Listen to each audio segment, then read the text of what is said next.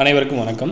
இந்த வீடியோவில் தமிழ் ஃப்ரீ டெஸ்ட்டில் டெஸ்ட் நம்பர் 20வது டெஸ்ட் பார்க்க போகிறோம். டார்கெட் 1ல் இருக்கக்கூடிய 20வது தேர்வு. ஸோ டார்கெட் 1 வந்து நம்ம கம்ப்ளீட் பண்ண போகிறோம். டோட்டலாக இந்த சீரியஸில் 5000 கொஷின்ஸ் பார்க்க போகிறோம். டோட்டலாக 200 டெஸ்ட் பார்க்க போகிறோம். அதில் முதல் 20 தேர்வுகள் முடிச்சிருக்கும். இந்த வீடியோக்குள்ள கமெண்ட்டில் உங்களுடைய மதிப்பெண் என்ன அப்படின்றத மென்ஷன் பண்ணுங்கள். டெலகிராமில் இதுவரையும் ஜாயின் பண்ணாதுங்க, டெலகிராமில் ஜாயின் பண்ணிக்கோங்க. டெலகிராமில் இந்த கொஷின் ஆன்சருக்கான PDF உங்களுக்கு அப்டேட் பண்ணுவோம். அதே போல் வீடியோக்கான லிங்க்கும் அப்டேட் ஆகும். ரெகுலராக ஃபாலோ பண்ணிக்கோங்க. TNPSC Group 2 2A test batch அதிகமான அகாடமி ஆப்பில் அப்டேட் பண்ணியிருக்கோம். டெஸ்ட் பேட்சில் ஜாயின் பண்ண விருப்பம் இருக்கிறவங்க ஜாயின் பண்ணிக்கோங்க. வீடியோ கிளாஸஸ் ப்ளஸ் டெஸ்ட் வேணும் அப்படின்னாலும் அதுவுமே அப்டேட் பண்ணியிருக்கோம். GS, மேக்ஸ், தமிழ் எல்லாமே கம்பைனாக இருக்கக்கூடிய கோர்ஸ் வந்து அவைலபிள் இருக்கும். ஸோ ஜாயின் பண்ணிக்கோங்க. தமிழ் மீடியம், இங்கிலீஷ் மீடியமில் உங்களுக்கு புக்ஸ் வேணும் அப்படின்னா ஒவ்வொரு சப்ஜெக்ட்டுக்கும் தனித்தனியான புத்தகங்கள் இருக்கும். ஸோ விருப்பப்படுறவங்க உங்கள் ஃப்ரெண்ட்ஸ் யாராவது இருக்காங்க அப்படின்னா அவங்களுக்கும் இன்ஃபார்ம் பண்ணுங்கள். Tamil medium books history, polity, economics, geography இந்த மாதிரி ஒவ்வொரு சப்ஜெக்ட்லையும் இருக்கும். இங்கிலீஷ் மீடியம்லையும் இதே புக்ஸ் அவைலபிள் இருக்கும். தமிழுக்கான ப்ரீவியஸ் இயர் கொஷின் பேப்பர், மேக்ஸ்க்கான ப்ரீவியஸ் இயர் கொஷின் பேப்பர் எல்லாமே அவைலபிள் இருக்கும். ஆர்டர் பண்ணிக்கோங்க. தமிழுக்கான ப்ரீவியஸ் இயர் கொஷின் பேப்பர் 3 புக்லெட்டாக இருக்கும். இதில் ஏதாவது 2 புக் வேணும் அப்படின்னாலும் நீங்கள் ஆர்டர் பண்ணிக்கலாம். டோட்டலாக உங்களுக்கு 92 கொஷின் பேப்பருக்கான கொஷின் ஆன்சர் இதெல்லாமே இருக்கும். யூஸ் பண்ணிக்கோங்க. அடுத்து வரக்கூடிய எக்ஸாமுக்கு ரொம்பவே யூஸ்ஃபுல்லாக இருக்கும். கொஷின்ஸ் பார்க்க ஆரம்பிச்சுக்கலாம். முதல் கேள்வி, சரியான வினாச்சொல்லை தேர்வு செய்க. செப்பு திருமேனிகளின் பொற்காலம் டேஷ் அப்படின்னு கொடுத்துருக்காங்க. என்ன வரும்? செப்பு திருமேனிகளின் பொற்காலம் அப்படின் போது என்ன வரும் அப்படின்னு பாருங்கள். எது, எப்படி, எவ்வாறு. நமக்கு சரியான ஆன்சர் என்ன? செப்பு திருமேனிகளின் பொற்காலம் எது அப்படின்னு வரும். ஆப்ஷன் ஏ, செப்பு திருமேனிகளின் பொற்காலம் எது. ஆப்ஷன் ஏ சரியான ஆன்சர். அடுத்து, பொருத்தமான காலத்தை சுட்டுக. நாங்கள் நேற்று கடற்கரைக்கு சென்றோம். இறந்த காலம், நிகழ்காலம், எதிர்காலம், கார்காலம். நாங்கள் நேற்று கடற்கரைக்கு சென்றோம். இது சென்றோம் அப்படின்னு முடியுது, முடிவு பெற்ற காலத்தை சொல்லுது. அப்போ இது என்னது? இறந்த காலம். Option A. நாங்கள் நேற்று கடற்கரைக்கு சென்றோம் அப்படின்றது இறந்த காலம். அடுத்து பாருங்கள், பொருத்தமான காலம் அமைத்தல். தமிழுக்கு தலை கொடுத்தவன் குமணவள்ளல். முக்காலத்தையும் உணர்த்துதா, நிகழ்காலத்தை உணர்த்துதா, இறந்த காலத்தை உணர்த்துதா, எதிர்காலத்தை உணர்த்துதா? கொடுத்தவன் அப்படின்னா முடிஞ்சு போன ஒரு விஷயம். தமிழுக்கு தலை கொடுத்தவன் குமணவள்ளல். அப்போ அது இறந்த காலம். Option C. சரிங்களா? ஆப்ஷன் சி இறந்த காலம். தமிழுக்கு தலை கொடுத்தவன் குமணவள்ளல். அடுத்து, பொருத்தமான காலம் அமைத்தல். மழை நன்கு பெய்தது. இறந்த காலம், எதிர்காலம், நிகழ்காலம், முக்காலம். மழை நன்கு பெய்தது. இந்த தொடரில் என்ன இருக்குது? ஏற்கனவே இந்த செயல் முடிவு பெற்றது, நிகழ்வு வந்து முடிவு பெற்றது. அப்போ என்னது? இறந்த காலம். ஆப்ஷன் ஏ இறந்த காலம். அடுத்து, சொற்களை இணைத்து புதிய சொல் உருவாக்குதல். விளக்கு, விண், மணி, விலங்கு, மேகலை என்னும் சொற்களை கொண்டு உருவாக்கினால் வரும் சரியான சொல்லை கண்டறிக அப்படின்னு கேட்டிருக்காங்க. விலங்கு மணி வருமா, மேகலை விளக்கு வருமா, மணி மேகலை வருமா, விண் விலங்கு வருமா? விளக்கு, விண், மணி, விலங்கு, மேகலை இந்த சொற்களை கொண்டு உருவாக்கினா என்ன சொல் உருவாக்க முடியும்? மணி மேகலை. மணிமேகலை அப்படின்ற சொல்லை உருவாக்க முடியும். பெயராகவும் அதே போல் ஒரு நூலின் பெயராகவும் நம்ம அதை பார்க்க முடியும். சரிங்களா? மணிமேகலை அப்படின்னு சொல்ல முடியும். மணிமேகலை நூலை எழுதியவர் யார் அப்படின்றத வீடியோக்களை கமெண்டில் மென்ஷன் பண்ணுங்கள். அடுத்த கேள்வி, பேச்சு வழக்குக்கு ஏற்ற எழுத்து வழக்கு சொற்களை எழுத்து வழக்கு சொற்களை எழுதுக அப்படின்னு கொடுத்துருக்காங்களா. எதிர்த்தாப்பில் ஒரு டீ ஸ்டால் இருக்குது அப்படின்னு சொல்கிறாங்க. பேச்சு வழக்கில் இது இருக்குது. அப்போ இதை எழுத்து வழக்கில் மாற்றும் போது, நடைமுறை தமிழில் நம்ம எழுதும்போது எப்படி எழுதுவோம்? எதிரில் ஒரு தேநீர் கடை இருக்குது, எதிரில் ஒரு டீ ஸ்டால் இருந்தது, எதிர்த்தாப்பில் ஒரு டீ ஸ்டால் இருக்கும், எதிரில் ஒரு தேநீர் கடை இருக்கிறது. அப்போ படிக்கும் போதே தெரியுது எதிரில் ஒரு தேநீர் கடை இருக்கிறது. ஆப்ஷன் டி சரியான ஆன்சர். எதிரில் ஒரு தேநீர் கடை இருக்கிறது. ஆப்ஷன் டி சரியான ஆன்சர். பேச்சு வழக்கை எழுத்து வழக்காக மாற்றுக. தம்பி நீ எங்கே நிற்கிற, தம்பி நீ எங்கே நிற்கிற, தம்பி நீ எங்கே நிற்கின்றாய், தம்பி நீ எங்கே இருக்கிற. அப்போ நமக்கு சரியான ஆன்சர்னா பேச்சு வழக்கை எழுத்து வழக்காக மாற்றணும். அப்போ எங்கே நிற்கின்றாய், நிற்கிற, இருக்க இதெல்லாம் வராது. நிற்கின்றாய் அப்படின்றது தான் சரியான எழுத்து வழக்கு. Option C. தம்பி நீ எங்கே நிற்கின்றாய். ஆப்ஷன் சி சரியான ஆன்சர். தம்பி நீ எங்கே நிற்கின்றாய் அப்படின்றது சரியான ஆன்சர். அடுத்த, நிறுத்தல் குறிகளை அறிதல். நிறுத்தல் குறிகள் எது சரியானது? ஆப்ஷன் ஏ, செலியன் துணிக்கடைக்கு சென்றான். ஆப்ஷன் பி, செலியன் துணிக்கடைக்கு சென்றான், செலியன் துணிக்கடைக்கு சென்றான் முற்றுப்புள்ளி இரட்டை மேற்கோள்ல செலியன் துணிக்கடைக்கு சென்றான் அப்படின்னு கொடுத்துருக்காங்க. அப்போ நிறுத்தல் குறிகளில் எது சரியானது அப்படின்னு கேட்டிருக்காங்க. எது சரியானது? செலியன் துணிக்கடைக்கு சென்றான் ஒரு முற்றுப்புள்ளி. இது மட்டும்தான் சரி. ஒற்றை மேற்கோளோ இரட்டை மேற்கோளோ வராது. இந்த இடத்துல கமாவும் வராது. அப்போ ஆப்ஷன் சி சரியான ஆன்சர். செலியன் துணிக்கடைக்கு சென்றான். ஆப்ஷன் சி சரியான ஆன்சர். அடுத்து நிறுத்தல் குறிகளை அறிதல். சரியாக நிறுத்தல் குறியிடப்பட்ட வாக்கியத்தை தேர்வு செய்க. காவினம் கலனே சுருக்கினம் கலப்பை அப்படின்னு கொடுத்துருக்காங்க. அடுத்து மூன்றாம் காலம் போல் ஒன்று, சாலை விபத்தில்லா தமிழ்நாடு இரட்டை மேற்கோளை கொடுத்துருக்காங்க. எத்திசையிலும் சோறு தட்டாது வினாக்குறி கொடுத்துருக்காங்க. இதில் சரியான ஆன்சர் என்ன அப்படின்னு பாருங்கள். காவினம் கலனே சுருக்கினம் கலப்பை அப்படின்றது இரட்டை மேற்கோளில் இங்கே அரைப்புள்ளி கொடுத்துருக்காங்க. இதுதான் சரியானது. Option A. இது நமக்கு நூலில் வரக்கூடிய பாடல் வரி. காவினம் கலனே சுருக்கினம் கலப்பை அப்படின்றது இந்த இடத்துல என்ன வரணும்? அரைப்புள்ளியும் வரணும், இரட்டை மேற்கோளுக்குள்ளே வரணும். அப்போ ஆப்ஷன் ஏ சரியாக இருக்குது. சரிங்களா? காவினம் கலனே சுருக்கினம் கலப்பை அப்படின்றது சரியான நிறுத்தல் குறிகள் இருக்கக்கூடிய ஒரு சொற்றொடர். அடுத்த கேள்வி பார்க்கலாம். நிறுத்தல் குறி அறிக. திருவிக மாணவரிடம் தமிழ் காவியங்களை படியுங்கள், இன்பம் நுகரங்கள் என்று கூறினார். அதுவே ஆப்ஷன் பி. திருவிக மாணவரிடம் தமிழ் காப்பியங்களை படியுங்கள், இன்பம் நுகரங்கள் முற்றுப்புள்ளி என்று கூறினார். மறுபடியும் முற்றுப்புள்ளி.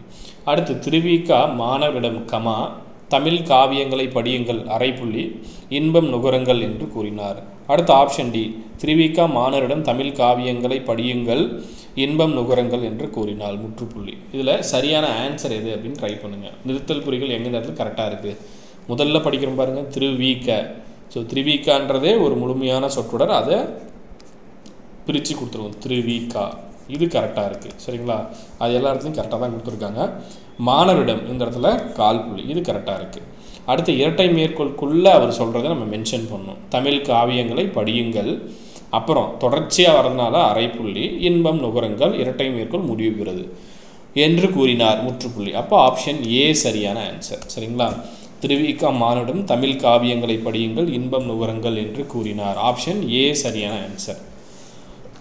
அடுத்து பிறமொழி சொற்களுக்கு இணையான தமிழ் சொல். யதார்த்தம், இயல்பு, பழக்கம், வழக்கம், பழக்கத்தில் இல்லை அப்படின்னு கொடுத்துருக்காங்க. நமக்கு சரியான ஆன்சர் வந்து யதார்த்தம். அப்படின்னா யதார்த்தம் அப்படின்றதுக்கு சரியான தமிழ் சொல் என்னது? இயல்பு. யதார்த்தம் இயல்பு அப்படின்றது சரியான ஆன்சர். Option A. அடுத்த கேள்வி. ஊர் பெயர்களின் மருவை எழுதுக. கோயம்புத்தூர், கோவை, கோயம்புத்தூர், புத்தூர், கோயம்.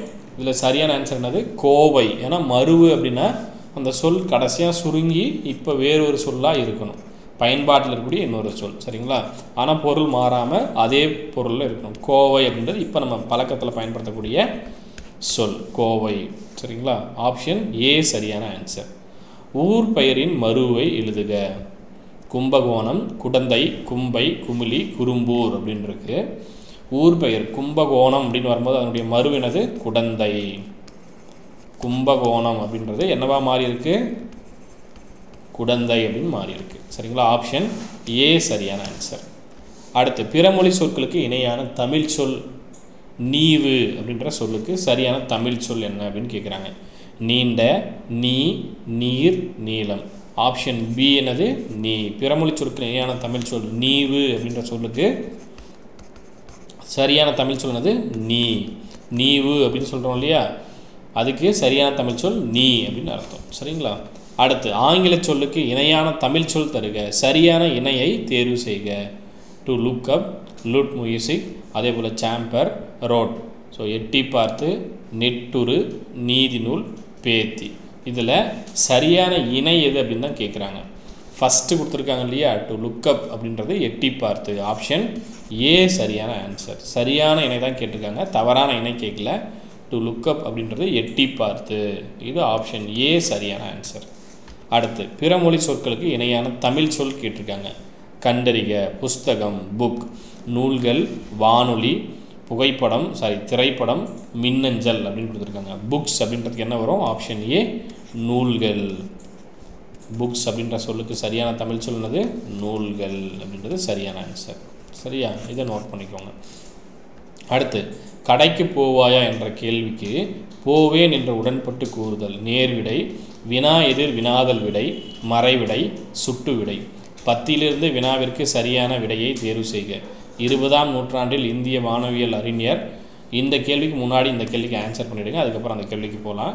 கேள்வி எண் 17. கடைக்கு போவாயா என்ற கேள்விக்கு போவேன் என்ற உடன்பட்டு கூறுதல். நேர் விடை, வினா எதிர் வினாதல் விடை, மறைவிடை. நமக்கு சரியான ஆன்சர்னா ஆப்ஷன் ஏ நேர் விடை. ஏன்னா என்ன சொல்கிறாங்க, போவேன் அப்படின்னு சொல்லிட்டாங்க, அப்போ டைரெக்டாக பதில் சொல்லிட்டாங்க, நேர் விடை.